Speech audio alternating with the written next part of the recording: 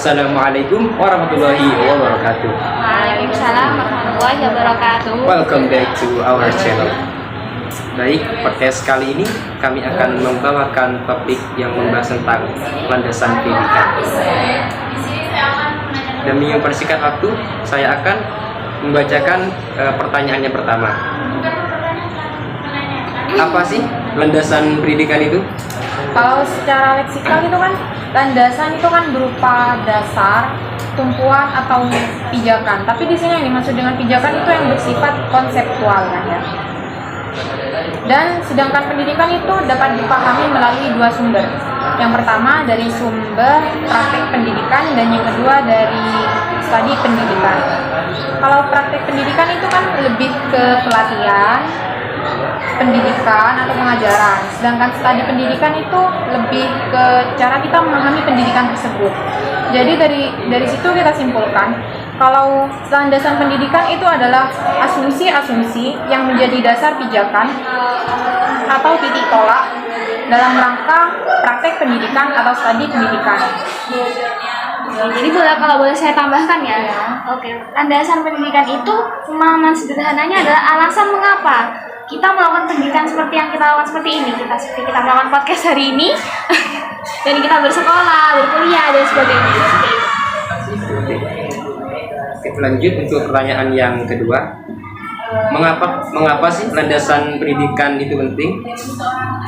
Landasan pendidikan. Pendidikan itu kan sebagai pilar utama dalam pengembangan manusia, dalam pengembangan masyarakat di suatu negara tersebut, seperti itu. Sedangkan landasan pendidikan itu adalah fondasi yang paling kuat dalam menciptakan generasi-generasi yang cerdas dan berkarakter. Jadi tanpa adanya landasan pendidikan itu akan terus berjalan tanpa adanya tujuan yang jelas. Sehingga oleh sebab itulah pentingnya landasan pendidikan, karena pendidikan itu harus terletak di atas landasan yang tepat. Seperti itu. Oke, lanjut ke pertanyaan yang ketiga.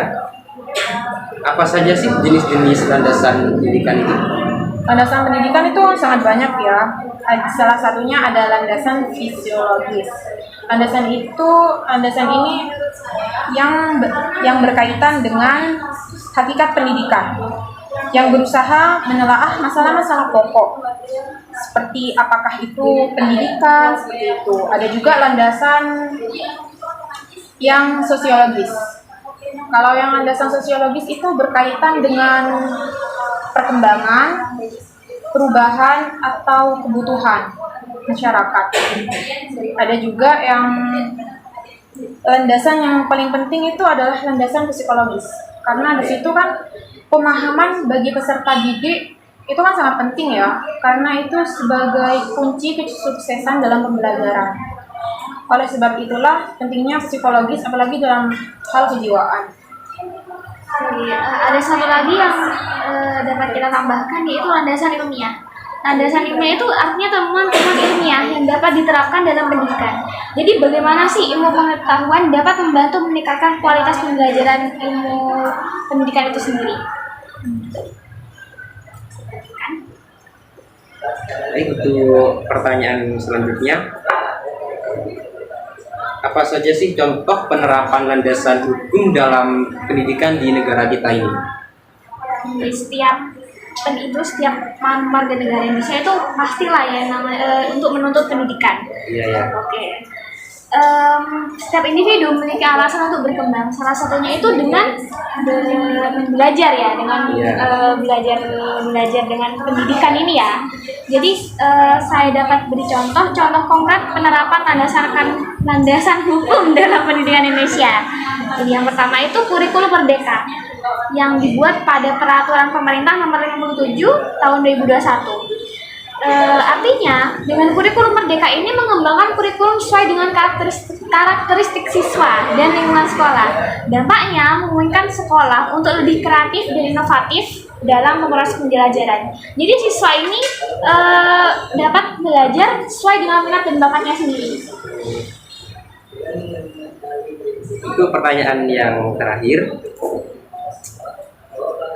apa sih peran guru dalam mewujudkan landasan pendidikan ini? Guru ini adalah kalau bisa kita sebutkan elemen utama atau center atau role model dalam keberlangsungan pendidikan. Kalau bisa disebutkan perannya adalah implementator kurikulum, fasilitator pembelajaran, penilai pembelajaran, agen perubahan, dan mediator antara sekolah dan masyarakat. Dan yang terakhir, pelaksana pendidikan karakter.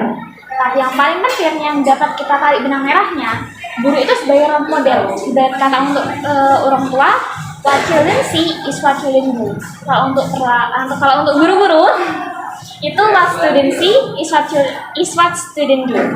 Jadi ketika dia sudah menjadi model atau contoh atau teladan, dia bisa berinovasi dan menguasai kompetensi pedagogik yang membuat murid melihat dan paham sejatinya dan tujuannya pendidikan dan mudah untuk mengaplikasikannya dalam kehidupan sehari-hari.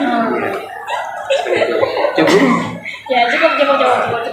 Jadi kesimpulan tentang podcast kali ini ialah asumsi-asumsi yang menjadi dasar pijakan atau titik tolak dalam rangka praktek pendidikan atau studi pendidikan, sehingga kita bisa melakukan analisis kritis terhadap kaidah-kaidah kebijakan dan praktek pendidikan dan menjaga agar pendidikan berjalan dengan tujuan yang jelas. Seperti itu. Mungkin itu saja podcast kali ini. Kurang lebihnya kami mohon maaf sebesar-besarnya. Akhir kata, assalamualaikum warahmatullahi wabarakatuh. Jangan lupa like, comment, and subscribe ya guys ya. Oke. Sip. Oke.